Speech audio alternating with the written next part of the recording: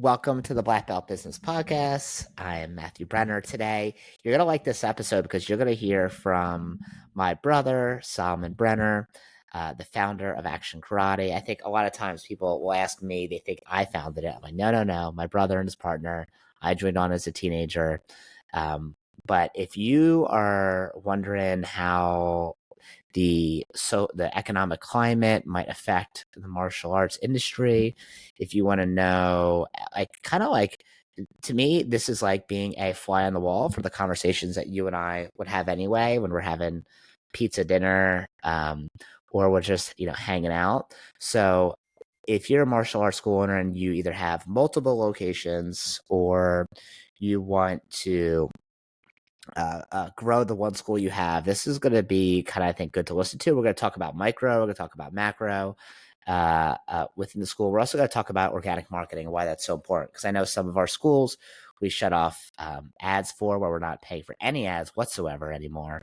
So we'll talk about that as well. So as a reminder, if you're not friends with him or I on Facebook, I'm on Matthew Brenner on Facebook. He's Solomon Brenner on Instagram at Black Belt Brenner 1.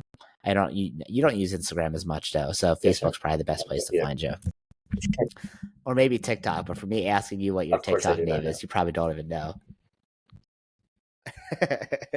All right, cool. So let's start a little bit first with like the thing that's top of the news that everyone's talking about, which is tariffs and the economic uncertainty we have happening right now. So you've been Action Karate, which has 34 locations, or 35 now. Sounds about right. Am I right about that? 35?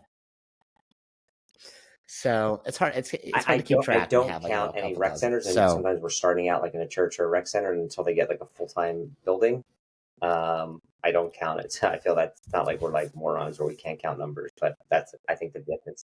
Like sometimes people will be like, "Oh, it's 35," and I'm like, "Well, I'm not really counting that until we move into a full-time location." Yeah. So for people who are listening, what he's talking about is a lot of times before we launch a full-time location, one of the things we'll do is we'll look for a rec center or a church or YMCA or something where we can rent out temporary space, build out our student base while we have low expenses.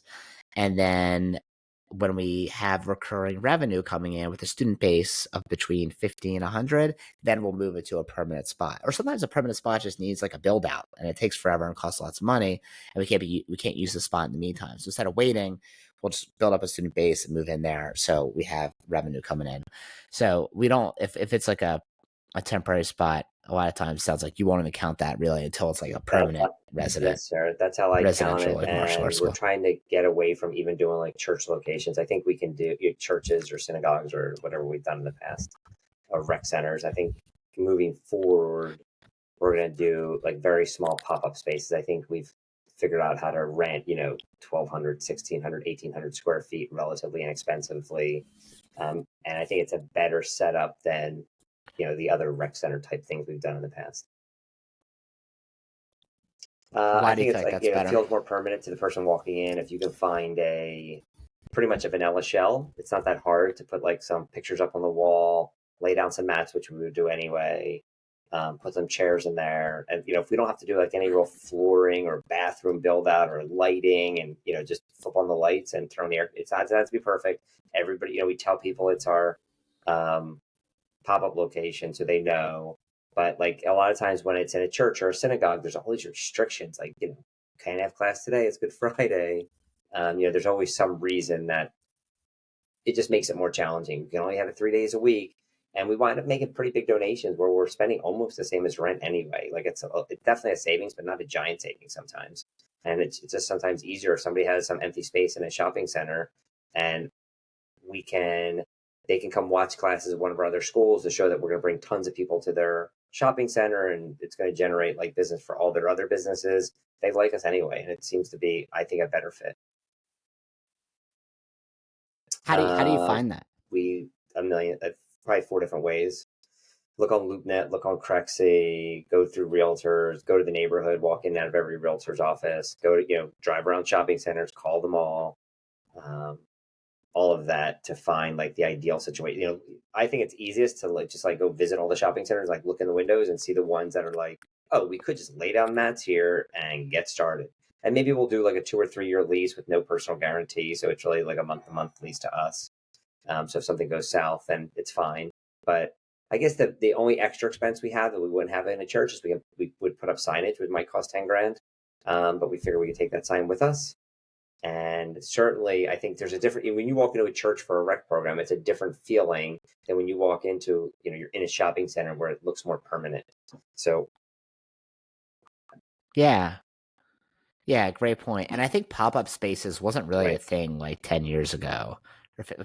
People didn't really do it. Now it's very common where landlords are like, oh, you want to rent our spot for, a couple $100 a night or something. Great. Probably less than the one that we if you just do it. did, we did a It depends 3-year how many lease. you do. It's like $3,000 a month, but we were paying that anyway. We were paying that. So. Do you have like an audio notification that keeps going off? Can you make sure to turn that off? Oh, yes, yes. I keep on hearing like a ding. It's like on my phone. It's like, so the phone is like, maybe I'll turn the phone off. How's that? Or just put it on airplane mode or something. Done. It dings that way it's on not my dinging computer. in people's ears. It's silent on my phone, but then it dings on my computer. I don't know how to stop that.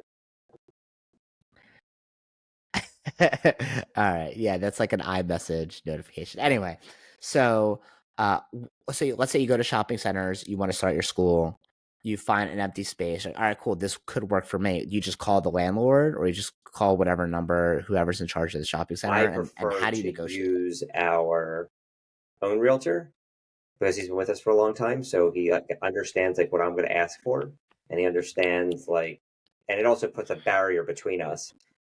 And between me and the other person. And then eventually, if it doesn't go well, but it's like kind of close, I can step in and go talk to either the owner of the shopping center or the other broker and try and, have another layer of negotiation. We also always invite them to come see our school so they can see we run a clean operation. There's tons of people, they want that for their center. And we also write a letter, for us, it's pretty much a template now explaining we've been around for 30 years. Is how many locations we have, and here's the benefit to your shopping center. Here's the benefit. We hold the students pretty much hostage or their families hostage for 30 to 45 minutes. So if they're going to go buy pizza or bagels or do their dry cleaning, they're going to do it in that shopping center, which is good for all of his other businesses. If those businesses aren't doing well, it's hard for them to pay rent to the landlord. So that's kind of our pitch to them. How do you figure out pricing for that? We try and figure out what we would pay for the rec center anyway, and then try and get as close to that as possible. And some of them they have one open space and they're in a big giant shopping center that's beautiful, and they're harder to obviously. There's no reason for them to negotiate. But others are smaller and there's more opportunity, and then we aren't able to negotiate. We just try and get as close as we can to that rec center price. So if we're paying $2,500 to $3,500 in some odd location to be in a shopping center, even though it might be smaller, but we can have it 7 days a week and do all the things we want to do. We can run birthday parties. There's no interruptions for holidays. Then, it seems a bit better for us. And again, we have to find something. There's no build out or very, very little, almost nothing. So $2,000 to $3,000 a month is typically 25 to 35. What that? Okay. And I know we've done cheaper in the past with churches and synagogues and stuff like that, but obviously it's not as professional. And if you're listening and you're like, okay, maybe that's $2,500 or $3,500 in the beginning, is this too difficult? You could also do a piece of revenue. We've done that in the past where it's they get 20% of revenue, whatever you bring in. And usually if it's a church or something, they don't care. They're like, oh, this is great. It sounds good. You can use the space where we're not using it. So that's another option too. But if you know you're going to be in the area and you have a little bit more income, it sounds like a pop-up space would be a great benefit to you. So make sure to actually negotiate though and see what works. So you said you'll even do a 2 or 3 year lease. Usually pop-up to me sounds like there's no commitment. I'm just paying for this week or this month so how often is it so far a year or two lease? For us, it doesn't matter because there's no personal guarantee. So, I mean, it could be a 30-year lease to us. It wouldn't matter. And we can leave anytime we want. So it makes them feel more comfortable. We're very rarely asking them to do any work. It's it's a repurposed space. It's just already a vanilla shell. If there's like not LED lighting, we'll ask them to put in the LED lighting since it's their building. We'll ask them to paint it. The last one, they said no to painting. They had a painting, we didn't hire a painter. The people that were running the school had a painting party with them and their friends and family, and they painted it. Like obviously our more established schools, we hire painters, but for this, it was like, hey, brand new school. You guys want to get into the shopping center? Just get it done yourself. The floor that was in the front was some kind of tile floor. Is it like what I would pick today? No. Is it good enough that probably nobody notices? Yes. We put a big Action Karate rug in front of it, to like dry your feet. It looks fine. And our goal is probably not to be there for 10 years. Our goal is probably to buy a building in the next, hopefully, 5 years.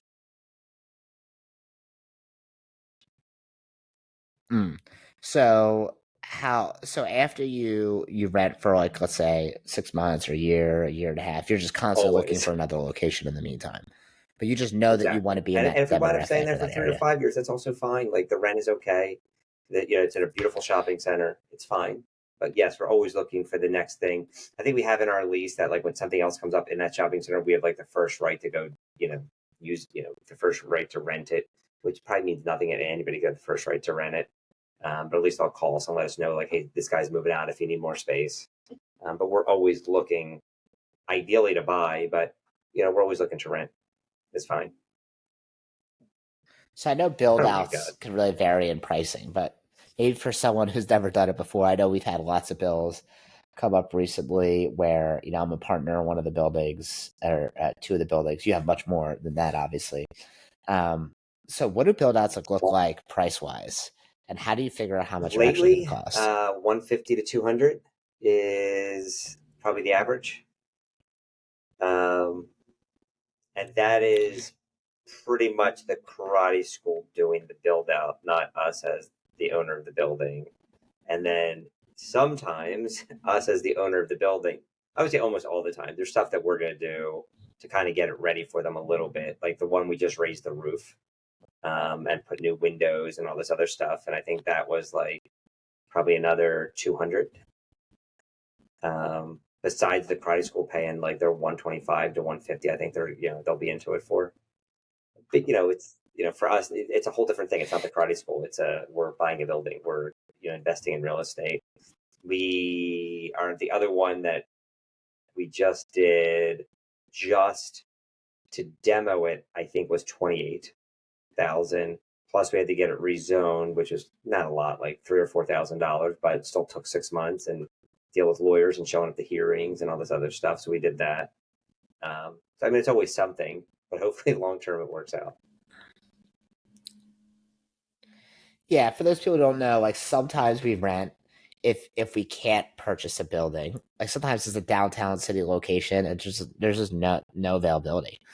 And when we can, we prefer to purchase. Sometimes it'll have multiple units where we can rent out to other businesses, and sometimes that works great. Sometimes like one of our buildings we have. There's been a unit empty for almost 2 years. And we've had lots of different real estate agents on it try to get it rented, and it's like a great area, great demographic. That martial arts school does like one of the best in the franchise, but for some reason we just can't get it rented. So it's not, you take on a lot of risk as a landlord, and that's okay. But like we think about, and one of the things you've taught me since I was a kid is thinking about like long-term wealth and just holding and buying the building if you can, so you're not paying someone else's rent. But it's okay to pay someone else's rent if like you're in a great location, right? Like obviously prefer not to, but or if you don't have the money to put out for it, that's okay. Do you usually get construction loans if you're doing a big project like that? Or do you just have saved up cash you use it for? And then we've done one construction loan. It was like a bigger building that was it was 11 years ago. Now we don't. Now usually we have we have saved up money, but we also have a couple partners, so it makes it a little bit easier. The downside is 20 years from now we go to sell it, the partners get part of the profit. The upside is in the beginning you're sharing in the cost, but you're also sharing in the work that has to be done, whether it's collecting rent or calling somebody because they haven't paid their rent or sending a letter or whatever. Like, that's one of the benefits of having the partnership. Yeah. And like one of the things you asked me to do, which I thought was great, and I don't know why I didn't think of it sooner, is one of our units was empty next to our school. So um, we've done some canvassing before, like handing out flyers. Like I know you did. And obviously, we have a real estate agent who's trying to get it rented for us, but who knows what work they actually do. So you're like, hey, why don't you just message businesses on Instagram? And I'm like, I don't know why did I not think of that before? We've done that for generating martial arts students. Like, why did I not think about it for renting? So I just looked up coffee shops, gymnastic schools, dance schools, chiropractors, accountants, and just started messaging them like, hey, we're looking for a great neighbor next to one of our martial arts schools. We have lots of locations. This one's really great. And then all of a sudden we have a bunch of leads coming in. And then at that time, of course, we have a lead coming through a real estate agent that actually goes through, even though we the need million other another one. ones did not go through. But we still have one more we need. Yeah. And so luckily, I mean, honestly, I think I may have got to the point where I can't message anymore. I look at the map and I look at the businesses and I'm like, everyone I click on, I'm like, message, message, message. Like, I don't know what else. But like, sometimes you have to like, I think that's important in the mindset that you have to go out and recruit. You can't just like wait for people to show up. So it's the same thing with running a martial arts school. Yeah, you could pay for ads and Facebook ads, Google ads, but you can't rely on it, right? You need to go out and recruit new members and bring them in the door. That's always going to be the most surefire method that you can control, because you cannot control whether someone clicks on an ad or what the algorithm sends people. If you're doing you of course you could focus on having good copy or good pictures or good video, but and you should do that, but like you can't depend on it, right? And obviously we've hired um, a lot of agencies over the years, and very popular ones in the martial arts industries. And some of them have worked great in the beginning and suck later. Some of them suck right at the beginning, then they give them time, they work later. And even though with the best intentions of people we love, sometimes it doesn't always work, right? Especially with different locations, different demographics. So why do you feel like for you or for us that organic marketing is so important, and what do you train the staff to do in order to actually get them to bring in new students? All of the Instagram, Facebook, Google AdWords, in the beginning, when I say in the beginning, like when Facebook, I mean, we've been doing these AdWords or Google or Facebook since the beginning of Facebook. Like as soon as it came out, like we were doing it, we probably switched from direct mail postcards, then we were doing like EDDM or whatever that's called, every door direct. And it worked in the beginning. I think it just gets like saturated and people aren't looking at it anymore. And it's not, it's just, I think it works for some of our schools great still. But I look at marketing and pretty much everything in my life as like legs under a table. And there's always going to be, if you have 2 legs under the table, it's a pretty wobbly table. 3 legs, okay, it's a little bit better. 4 legs better. 5 legs better. And it's just adding more and more legs to your marketing, because there's always going to be something that works and always something that doesn't work.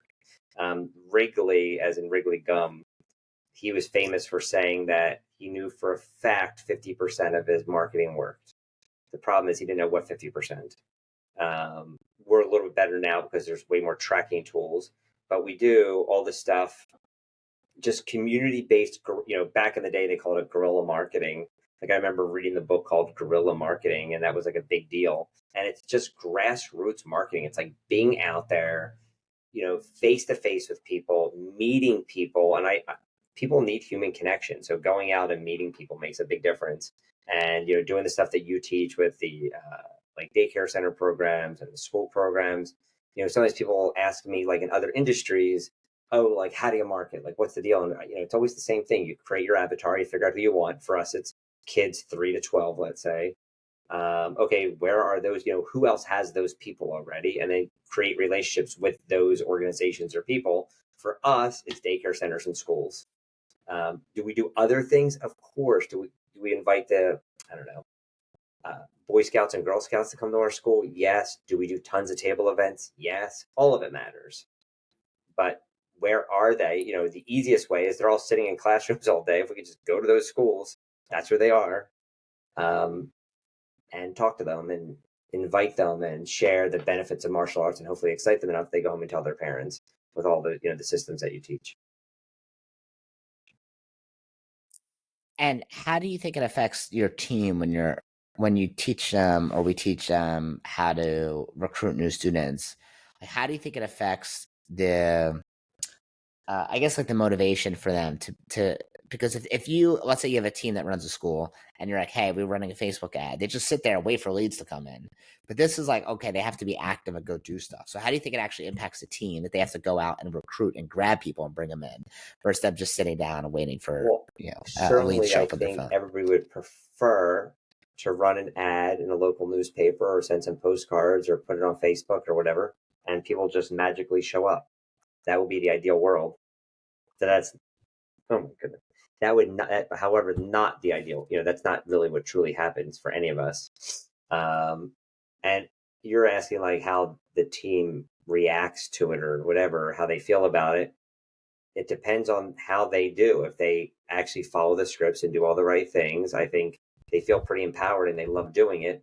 But it's sometimes hard to even go set up a school program, right? Like if they don't know how to do it, like for us, we take it for granted. Like you could drop me or you or a lot of our people in any city, any town, anywhere, and I could just start like walking around to daycare centers, and I would feel pretty confident that I would set up some programs at some of those daycare centers. But if you're uncomfortable doing it and you just have never done it before, it is scary. Like they're mostly going to say no to you if you don't know what to say, right? Like more people probably said no to me than most other people because I've done it so many times and had messed it up so many times. But once they get it, and then all of a sudden they do the program right, they start getting phone calls, they do the graduation, people are enrolling on the spot. Like the person who you I think worked out with this morning is crushing it on daycare. I don't know if you talked about it this morning, but is crushing it on daycare centers right now, and their school is just doing great. And he's constantly saying like, you got to follow the system. People are like, well, I did it this way. He's like, stop. I don't want to hear how you did it. Just follow the system that we know for a fact works and just do it. And he's been like, his school's always been successful. He's a great operator. He's smart. He runs a really good team. He's got a great team with him. However, in the last, I don't know, 6 months, like he decided to just really double down on doing those school programs, and he's crushing it. Did you guys talk about it today or no? He texts me every time he has a mass enrollment. And then I'm wondering, I'm like, why is he not paying me for this? No, I'm just kidding. No, but every time he does a mass enrollment, he texts me the screen of like how many new students, and he'll be like, got 4, got 6, got 3, got 2, and it's like people don't realize the compounding effect. Like, here's the thing: you don't need to get into every school. You don't need to get into every daycare. Like one of the things I do when I do like a call with like a potential client, a lot of times now I'll share my screen. I'll show them one of the sheets that we use to keep track for our clients, and I'll show them like a sample one, not a sample. I'll show them a real one of like here's one of my clients, and everything is color coded. So red means like that school said no, yellow means they're in the process trying to figure it out, green means yes, like they set up, they have dates, they're ready to go. And I always show them the list, and I'm like, okay, here's all the list of the schools, here's all the list of the daycares, and there's always a lot of red, right? And I'm like, that's okay. You don't need to get into every school. You don't need to get into every daycare. You only need to get into 2 or 3, because once you get into 2 or 3 and you learn how to hack your way in, then you could use that as leverage to get into the other ones. And every year you're going to add another 1 or 2 or 3. And like, let's say there's a total 25 daycares or schools in your area, and you get rejected by 18 of them, which is a lot to get rejected from. You're in 7, right? And if 7 of them, each one, you get 4 or 5, that's 45 new students, right? Oh, 28 new students, right? 28 to 30 new students, or 28 to 35 new students. So that's a lot. Like that's on top of everything else you do in your school, the walk-ins, the referrals, people from your website, if you run any ads. Like that is an enormous amount of new students, plus the retail spend, anyone that they refer into the school. And you don't have to get accepted by everyone. The rejection is okay. You need to get rejected. And the more you just put yourself out there, like you didn't do martial arts so you can start a martial arts school so you can send a school the perfect email that has all these details of exactly how a school program works and why they should do it. They're just saying ignore that. You got to get in front of people, show them your best face, because you're probably somewhat charismatic if you teach martial arts. You're probably good at talking to people, and people now have less trust over the internet than ever.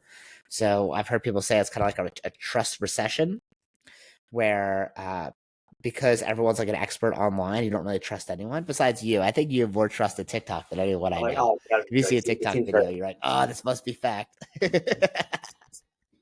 So It's something got you to said be right. It was earlier, very I've compelling. The seen this images and like the words. now. There's something called rejection therapy, and if I don't know anybody who likes rejection, but I also feel that I really don't like rejection. And when I heard about it, it was like a long time ago. It might have been like Oprah. I mean, that's how long ago like I first heard about it. The idea is like you purposely put yourself in a position every day to be rejected, whether it's like asking somebody on a date, asking for a discount at Starbucks, like something ludicrous.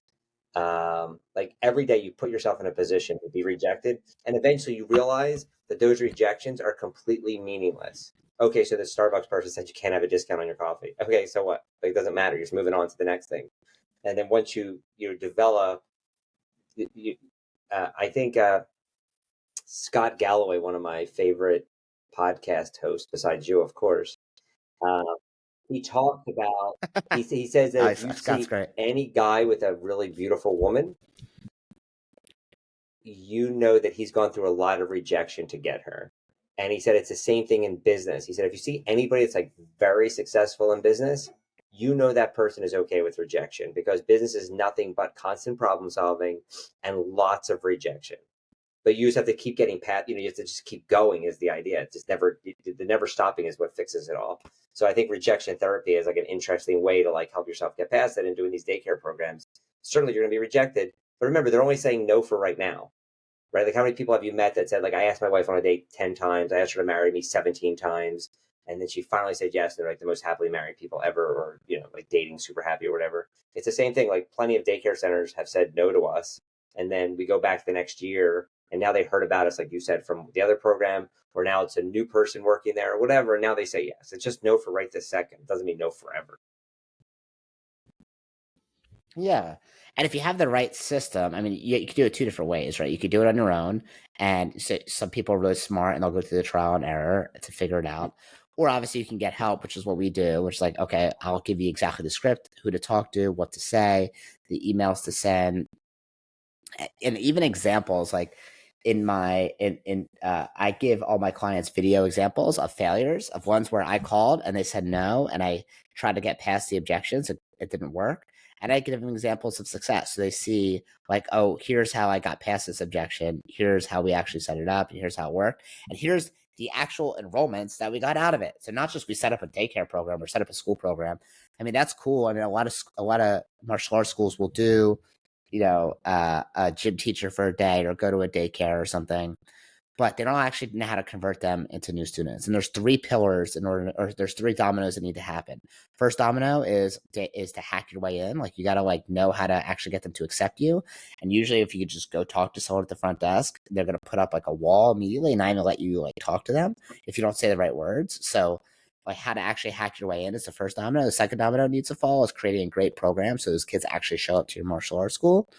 And the third domino that needs to fall is you converting them into full-time members at your school, not on a trial, not some like discounted offer that's silly, like full-time membership at your school.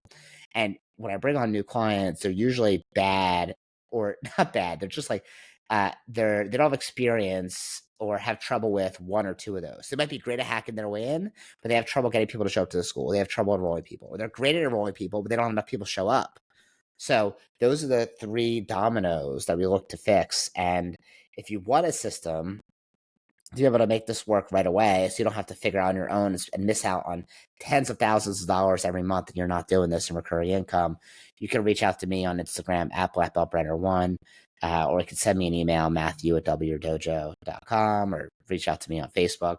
But don't leave it up to Mark Zuckerberg whether you have new students or not. Like, I can't tell you how many times I talk to people who say, like, yeah, like they have no idea what's happening to their ads. They're paying an agency and they're paying an agency $1,500, $2,000, $3,000 a month. And they're like, yeah, I think we had like 4 new students last month and then 6 before that. I'm like, dude, you're paying like $400, $500 a student. Like, that's crazy. And sometimes they're paying like $300 a lead. And I'm like, oh my God. And here's the thing, like, usually those leads, not usually, but sometimes those leads can be low quality. If you go out in the neighborhood, in the schools and daycares, even if you got 0 new students, but you learn how to actually collect leads from those programs, which is what I teach clients how to do. Those are hot leads because they're people that live in the area. They've seen you, they like you, they trust you. And if they don't join right away, they're going to join your school later because now they've experienced being in front of you. Like with AI and technology kind of taking over everything, people are going to be even more starved for human relationships. Like anytime you deal with customer service and you're just like hitting number 0 to get to an agent because you're tired of talking to the chatbot, right? Like people want to have human connection. So go out there and don't wait and recruit new students. So the other thing I wanted to talk. Oh, there's like a buzzing noise. There's something going on Everything is an outside. issue. You have like I mean, I some can move my like computer, I airplanes going guess. by. It's It's they're okay. It's right okay. now they're We'll just leave it. landscaping, which is the first time for the season. I didn't know it was going to be today. But hold on, there's 2 things that I wanted to just kind of. I think everybody probably already knows this, I'm sure. But like 35 new students over 6 months, let's say 4 or 5 a month, doesn't seem like that much. I know you're saying compounding. On top of compounding is the majority of our expenses are fixed. Like we have the instructors, we have the rent is what it is, the electric is what it is. The majority is fixed. So if you make a little bit more, everything past the fixed amount is all profit. So an extra 5 students a month or 3 students a month is a tremendous, kick to your or increase to your income is dramatic, right? Because you already are past your fixed expenses. Like we don't have a big variable expense. We have mostly fixed. So those things can make a lifestyle difference for you in a pretty dramatic way. Yeah, I mean, 35 new students, let's say, like what I tell people is like, hey, I'll help you get 30 new students in 60 days. And that's like, I mean, I literally have in my a contractual agreement, like if they don't get at least all their money back, they invest in the program with me and they do all the steps I tell them to do, then I give their money back. And I've never had to actually do it because if people do the work, then I know it'll work. Like there's no doubt in my mind. But even if it's like 35 students, let's say a student is like $1,500 a month, which is $1,500 a year in revenue. That's 52 grand. How much would an extra 52 grand a year change your school? And you didn't have to pay for those people. That's all profit, right? So really, I can't stress this enough, but don't depend on Facebook ads. Don't depend on anything else. And if you're running Facebook ads, I'm not saying you have to end it or stop it. Just like don't depend on it, right? And like for right now, the thing that we're doing with our clients is summer camps. So how to go into a summer camp, set up a strategic partnership with them, and then convert them to new students at your school. So you don't have this terrible summer lull that summer blues that a lot of martial arts school owners have when people quit because they go on vacation. They say they're going to come back, but they never actually end up coming back, even with the best intentions. And I had a whole newsletter on this. So if you don't subscribe to the Black Belt Business newsletter, it's free. It comes out 3 days a week. It's a 3-minute read where it's like a strategy on retention or marketing or team building or staff training. So make sure, if you send me a DM, I'll send you the link on how to get it. But make sure to get on that too, because I always just give free advice on there. It's easy to follow. That you can just implement right away. Yeah, we're going to get to tariffs. That's how we're going to start. But then we were talking about buildings, all that stuff. So let's go to tariffs because I'm very annoyed because I pay for the Wall Street Journal app on my phone. Okay. And I'm very annoyed because the Wall Street Journal app is every single article is about tariffs and the economy. And I can't even look at it. Like I haven't looked at the app in probably about a month. Because every time I open it, I see that and I just swipe out because I don't want to read any more articles about tariffs, especially with the news with the president changes every single day. He'll make some new announcement, right? It's like not worth following. So, and I know it's kind of people are crazed about this, especially since we've never had such tremendous, uh, like economic change or economic policy change so quickly from any president. And whether you agree with President Trump or not, it doesn't matter. It's like it's like it's taking over people's lives, right? So I want to know, like, does this affect you or like how you function? I have lots of or how you conversations run the about it on the business? golf course. trying to understand whether it's, this. I don't think this is political in any way. I certainly would like to see our country be in less debt, and be more fiscally responsible. I don't know if this way of doing it is the right way. I have zero idea. I do think some people are confused that the tariffs are like a tax on the other country. It's just the tax on us. At the end of the day, when the product, let's say karate uniforms come in, let's say they're made wherever, in Pakistan or something, and they come into the US, whatever that tariff is, the person who's buying it pays the tariff, and then somebody has to pay that. Like, it's just like shoplifting, right? Like, somebody has to pay for the loss. Like, and it's always the consumer. Some people say, well, the people manufacturing the uniform will charge us a little bit less because they want to make sure that we don't just manufacture it here. Maybe that happens. Some, I guess. But then it's got to cause inflation. Like, there's no way that I understand this, that it doesn't affect the ultimate consumer, because we're going to pay more for uniforms. We have to charge somebody for those uniforms. Like, we can't, like, we're in business to make money. So it can't just be like we eat that cost or something. It has to come from somewhere.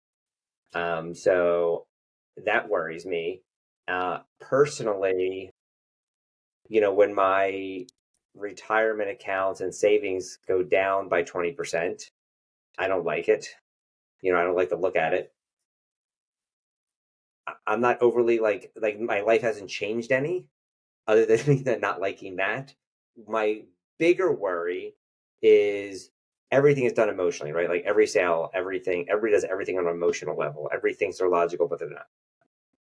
So if our students feel less wealthy because their 401ks and their savings are down 20%, so they feel less wealthy, plus everything they're buying costs more because of tariffs, right? Like, there's an inflation, so you're making less money, you have less, plus you're spending more on eggs and whatever, right? Like, everything goes up, right? Obviously, inflation is always there, but if it's 6% instead of 2.5% or 3%, you see it, you feel it more. They feel more poor. I think they begin to make more decisions of, hey, maybe we shouldn't do this. My kid whines; they don't want to do karate anyway. It's so expensive, and they're crying about class anyway. Forget it. We don't want to do it. Now, on the flip side of that, we're so lucky that the most important thing to any parent in the world is their child. Number two is usually money. So number one is child, number two is money. So we're in the first position if we're teaching kids, which is great if we have really good instruction. If the class is rocking and the parent feels that there's a real connection and that child is truly growing, they'll do whatever it takes to keep them in the program. So if you truly have great classes, the parent will do whatever it takes to keep them in. And the economy, we've been through bad economies before. It's not fun. It's not good. It doesn't help us grow.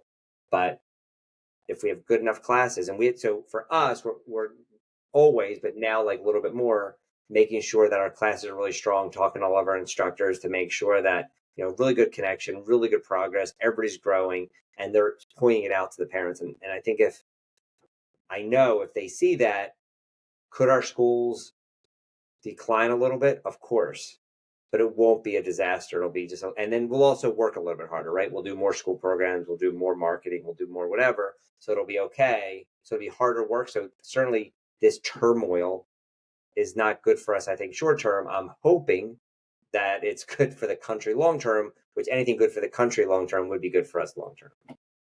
What do you think? Yeah, I mean, I once again try to stay away from it because I feel like it's all like, it's almost like it feels like to me TMZ politics, and everything is just like goes up in flames, and anything they talk about today is going to be old news tomorrow. But I think you're right that it does concern me that students may be concerned about their 401ks. Like, when I look at my retirement account and it's down by a lot, first of all, I don't barely look at it. I look at it 2 to 3 times a year. But when I do and it's down, like, it doesn't really affect me like an emotional way. I'm like, it doesn't matter. I'm just not going to sell it for another 30 or 40 years anyway. So for me, it doesn't really matter. Maybe if you're about to sell it right now, about to retire, maybe that'd be troubling. Yes, but also if you're about to retire, you probably would have de-risked your portfolio. That's probably That's not the a word. word, but if De-risking. You if would you go more work with a into like bonds or yeah, as you get close to retirement age, that's like what any financial advisor, a good financial advisor would have you do, so that your risk wouldn't be as high. So yeah, it might be down, but it's not down like right now when I'm younger, I'm 33. I could be aggressive because it doesn't matter right. because I have so many years, right? Um, but yeah, I would just like try not to get caught up in it because you can't control it if you're a You martial arts definitely school can't owner, control it. You right? definitely Like, can't how control many it. times have you seen? How many times have you seen the economy go up or let's say go down in a huge way that you felt like the world was crashing, but everything I ended would up being say fine? I think 3 or 4 times where it was pretty significant. You remember, you're right. You can't control these tariffs, but you certainly control what happens in your school. You certainly can control how you save your money. If you have the most standard thing they say is like a 6 month nest egg, like you have all your expenses for 6 months in a savings account making interest, and that peace of mind certainly makes you feel better knowing like, okay, if there's a big disaster, like I have that. Like I can pay my mortgage, I can pay my rent, I could, pay all my bills, pay my health care, I can eat, maybe go out to dinner less or something. I think if you have that, again, you control, they say like there's the economy, but then there's also your economy. And really the only thing that matters is your economy. So having those extra 35 students you're talking about, having great, not good, but really great classes because there's lots of options out there. Um, Having low rent, being able to control things, even your own expenses, like having low expenses in general, living below your means. I went to a seminar a few weeks ago, and the guy who was speaking is like significantly wealthy, like in the hundreds of millions of dollars wealthy. And one of the things they asked, they said like, okay, what's the secret to your success? And he said like two main things that I took away. He said, number one, I outwork everybody. So he didn't say like he got lucky. He didn't say like he said, I'm there before everybody in the morning and I leave after them because I'm working. He also talked about like Saturdays and Sundays. He's like a real estate guy. He said, you know what I'm doing on Saturdays and Sundays? I'm driving around looking at properties. Now he still spends time with his family. It's not like he's neglecting them, but he works really hard. And number two, he said, I've always lived below my means. Even though I've made great, eventually was making amazing money, I've always lived below my means. So that because I always thought like anything I could save, I can invest into the next property. And he's a very, very wealthy guy right now. So, and it's true for all of us. Like, people say, oh, how do you buy those buildings? I don't know. I don't like go out to like fancy dinners all the time, and I don't have a super nice car. It's just living below your means. It's not it's like some magic. It's just living below your means, and running really good classes.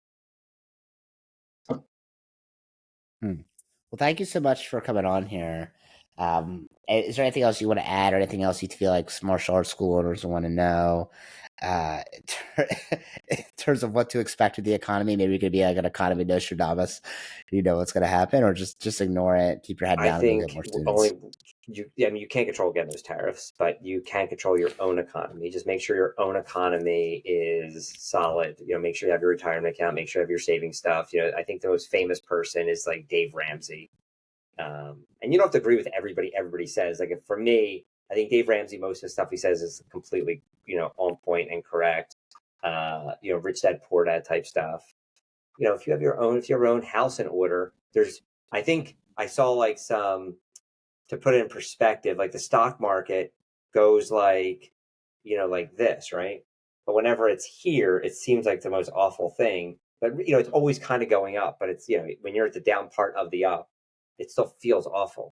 But if you have your own house in order, you get through it. Of course, I don't like it, but it's okay. The world's not coming to an end. Like it doesn't stop me from pretty much doing anything. Cool. Well, thank you so Well, much can for I say coming one more on thing? Can I here. say one more I'm thing? glad your And it's good for portfolio you. It's is kind of yeah, self-promoting for yeah. you. When the Oracle of Omaha, Warren Buffett, when Warren Buffett was asked, it was during like a CNBC interview, if you could invest in anything today, what would it be? And you were thinking he was going to say like this specific stock or oil or real estate or something. He said, in yourself. He said, he said, anybody who's the best at anything will always do well in their life. So if you are trying to figure out like what to do next, certainly learning more marketing or sales or whatever if you can make yourself better, and whether you do this with Mr. Brenner or whoever, I always look at like this kind of thing for us as, is our team smart enough to go figure it out on their own? Yes, probably. I believe that. But if I can invest some money and get it right this second and just start doing it, that's way better for me. That's like, yeah, do I like the credit card bill when it comes? Probably not. But I'm getting there way faster. So let's say it takes me a year of trial and error. That year is probably way more than like whatever the cost of the coach is, right? Like the coach is always going to be less. And I'm looking for speed and getting it done now. Can I figure it out? Maybe, but it's going to be a lot of messing things up. So I'd rather and a lot of our success comes from having, I believe, wonderful relationships with all the best coaches in our industry and out of our industry. And just, you use the word hack a lot. To me, that's a good word to use it. Like, again, you can like most people listening to this figure it out, I'm sure. But why would you want to have to? Like, just do it right this second. Just, if there's a book that would teach you how to do it, you would just read the book right now. At least that's what I would do, and then just do it. I'd rather be an implementer, an executor, than trying to figure it all out. Just do it, get it done. Yeah. I think people also become like information hoarders, right? They just save posts and like, oh, I'm gonna get this later, I'm gonna do this later, and they never actually do it. So when you actually pay for something, you give a crap, and then you start doing it, right? Like, so. All right. Well, thank you so much for coming on here. You can find me on Instagram at BlackBeltBrenner1. You could find my brother on Facebook, Solomon Brenner. If you have any questions, reach out. Barely, he makes a face when I tell him his Facebook name out loud because no, I don't you mind. don't want people to ask you questions. No, I don't mind any questions whatsoever. I love, my favorite thing is talking to people. So no, I don't mind that at all. Zero do I mind. I think you're going to ask me what my Facebook name is. Have a great day, guys. I mean, I don't know what it is. I'm sure if you Solomon Brenner, no, I'm pretty sure it's just your name.